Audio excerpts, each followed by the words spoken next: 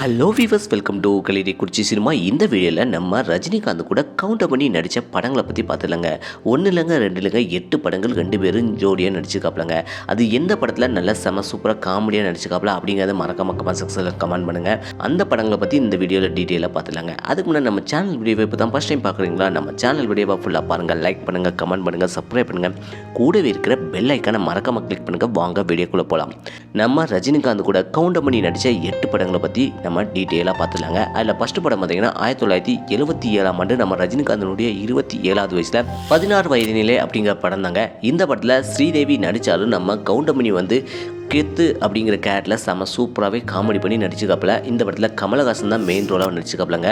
இந்த படத்தை டேரக்டர் பாரதிராஜன் தான் டைரக்ஷன் பண்ணிக்காப்பில். இதில் நம்ம ரஜினிகாந்த் வந்து பரட்டை அப்படிங்கிற கேரக்டரில் செம சூப்பராகவே நடிச்சுக்காப்பிலங்க. காமெடியில் பின்னிருக்காப்பிலங்க நம்ம ரஜினிகாந்தும் கவுண்டமணியும். ரெண்டாவது படத்தை பற்றி பார்த்தா, ரெண்டாவது படம் 1981ஆம் ஆண்டு நம்ம ரஜினிகாந்தனுடைய 31வது வயசில் நெற்றிக்கண் அப்படிங்கிற படம் தாங்க. இதில் சரிதா நடித்தாலும் நம்ம ரஜினிகாந்த் கூட கவுண்டமணி வந்து சிங்காரம் அப்படிங்கிற கேரக்டரில் செம சூப்பராகவே நடிச்சுக்காப்பில். இந்த படத்தை எஸ்பி முத்துராமன் தான் டைரக்ஷன் பண்ணிக்காப்பிலங்க.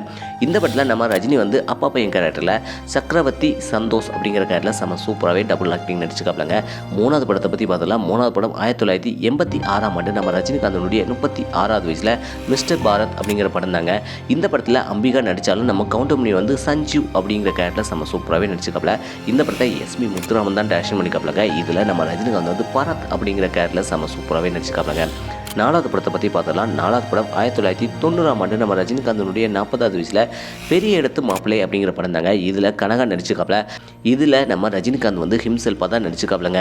இந்த படத்தை டேரக்டர் செந்தில் நாராயணன் டைரக்ஷன் பண்ணிக்காப்பிலங்க. அதுக்கடுத்து அஞ்சாவது படத்தை பற்றி பார்த்தலாம். அஞ்சாவது படம் 1992ஆம் ஆண்டு நம்ம ரஜினிகாந்தனுடைய 42வது வயசில் மன்னன் படம் தாங்க. மன்னன் படத்தில் நம்ம ரஜினிகாந்துக்கு ஜோடியாக விஜய் சந்தி நடித்தாலும் நம்ம கவுண்டமணி வந்து நம்ம ரஜினிகாந்த் கூட ஃபுல் ரோலாகவே வருவாப்பிலங்க. முத்து அப்படிங்கிற கேரக்டரில் நம்ம ரஜினிகாந்த் கூடயே வேலை பார்க்குற ஒரு ஃபேக்ட்ரி தொழிலாளியாக நல்லா சூப்பராகவே நடிச்சிருப்பாப்பில் காமெடியாகவே. இந்த படத்தை பி வாசு தான் டைரக்ஷன் பண்ணிக்காப்பில். இல்லை கிருஷ்ணன் அப்படிங்கிற கேரக்டரில் நம்ம ரஜினிகாந்த் செம சூப்பராகவே நடிச்சுக்காப்பிலங்க.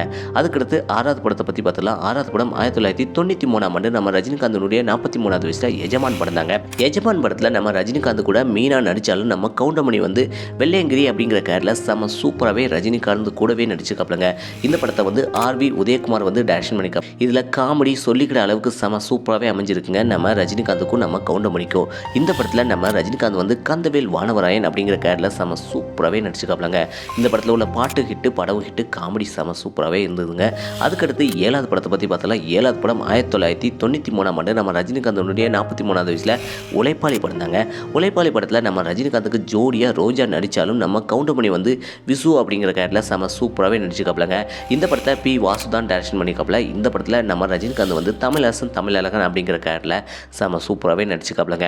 அதுக்கடுத்து எட்டாவது படத்தை பற்றி பார்த்தலாம். எட்டாவது படம் 2002ஆம் ஆண்டு நம்ம ரஜினிகாந்தனுடைய 52வது வயசில் பாபா படம் தாங்க. பாபா படத்தில் நம்ம ரஜினிகாந்துக்கு ஜோடியாக மனிஷா கொய்ராலா நடித்தாலும் நம்ம கவுண்டமணி வந்து காமெடியில் பின்னி பெடல் எடுத்துப்பாப்பிலங்க. இந்த படத்தில் அண்ணாமலை அப்படிங்கிற கேரக்டரில் நம்ம கவுண்டமணி செம சூப்பராகவே நடிச்சுக்காப்பிலங்க. இந்த படத்தை சுரேஷ் கிருஷ்ணா தான் டைரக்ஷன் பண்ணிக்காப்பில். இதில் நம்ம ரஜினிகாந்த் வந்து பாபா அப்படிங்கிற கேரக்டரில் செம சூப்பராகவே நடிச்சுக்காப்பிலங்க. மொத்தம் பார்த்தீங்கன்னா 8 படங்கள் நம்ம ரஜினிகாந்த் கூட கவுண்டமணி நடிச்சுக்காப்பில். இதில் எந்த படத்தில் காமெடியில் நம்ம ரஜினிகாந்தும் கவுண்டமணி பின்னி பெடல் எடுத்துருக்காங்க அப்படிங்கிறத மறக்காம செக்ஷனில் கமெண்ட் பண்ணுங்கள்.